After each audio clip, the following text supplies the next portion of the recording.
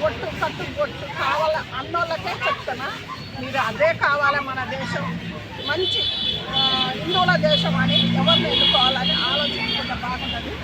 జగన్మోహన్ రెడ్డి అసలైతే మన హిందూ కాదు కదా.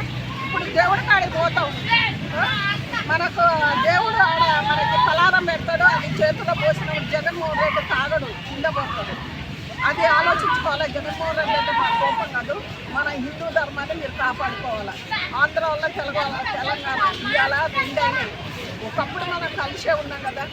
జగన్మోహన్ రెడ్డి ఒక్కసారి ఆలోచించాలి. నీ పక్కన ఉన్న ఆయన తప్పు చేసి ఒక ఆడపిల్ల గొంతు పోతుంటే ఇలా ఎందుకు చేసినామని అడగాలి. ఎందుకంటే నువ్వు చర్చ ఆయనకు చర్చ వల్లే సపోర్టింగ్ చేస్తారు. మరి ఒక కోడల్ని బిడ్డ లెక్క చూడాలి.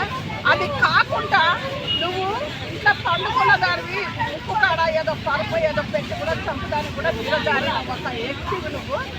ఇంకొకటి పైన మేడ మీద ఉంటే చూడడానికి కూడా వెనకాడలేదు.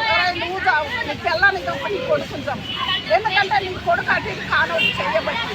ఎందుకంటే సూర్యపేట అమ్మాయిని ఒక తెలంగాణ బిడ్డను చేసుకొని గొంతు పోసి రుచుడు నీకు కావాల్సి ఊకపోవు. ఎందుకంటే వాళ్ళ ఫ్యామిలీని వాళ్ళ మొత్తాన్ని సోషల్ మీడియాలో పెట్టినోడికి అసలు నిజంగా మనిషి కాదు.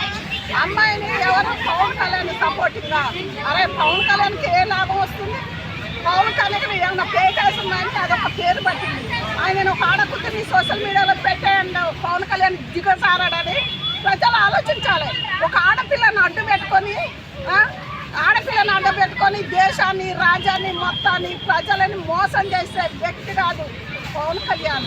నిజాతిగా నడిచే వ్యక్తి పవన్ కళ్యాణ్. ఒక ఆడపిల్లని ముందు పెట్టుకొని రాజకీయం చేస్తాడా? ఒక్కసారి ఆలోచించాలి పవన్ కళ్యాణ్ ముందు మాట్లాడేటప్పుడు.